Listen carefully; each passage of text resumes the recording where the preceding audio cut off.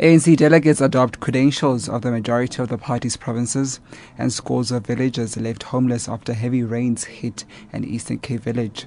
I'm Lebo Changala with this news update. ANC delegates meeting for the party's National Elective Conference in Mangaung in the Free State understood to have adopted the credentials of the majority of the party's provinces.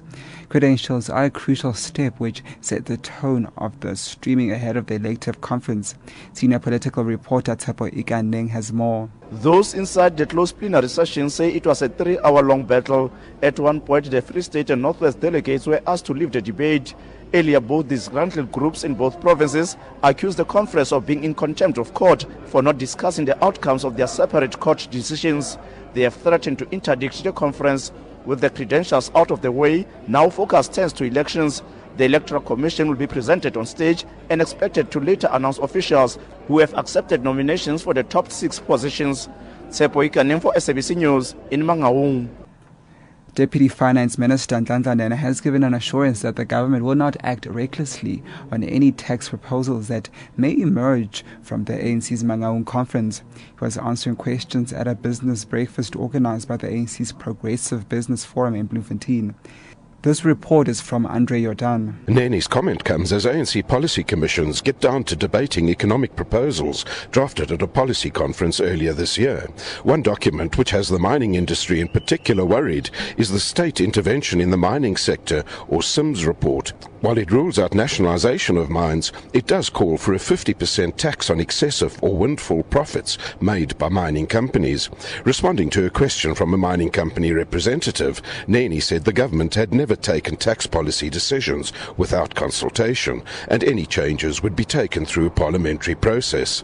Andre Jordan, Mangaung.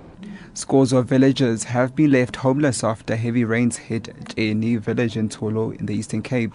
The people most affected are child-headed families and elderly people. Community member Sipueng Ai says roads have been washed away. He says some of the displaced are staying with relatives and neighbors. He has called for assistance as victims have no food and clothing. And the city of Cape Town is gearing up for another busy day on its beaches. Sunny weather is forecast again today with temperatures expected to reach the upper 20s. Nearly 50,000 bathers visited city beaches yesterday. Vanessa Puna reports.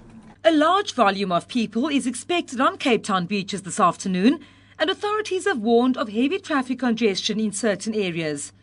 Recreational areas along the False Bay coastline were closed due to congestion yesterday. In the interest of public safety, bathers were redirected to the Strand, Macassar, Monwabisi and Mnandi beaches. The city says it admitted nearly 19,000 people at its 35 swimming pools yesterday.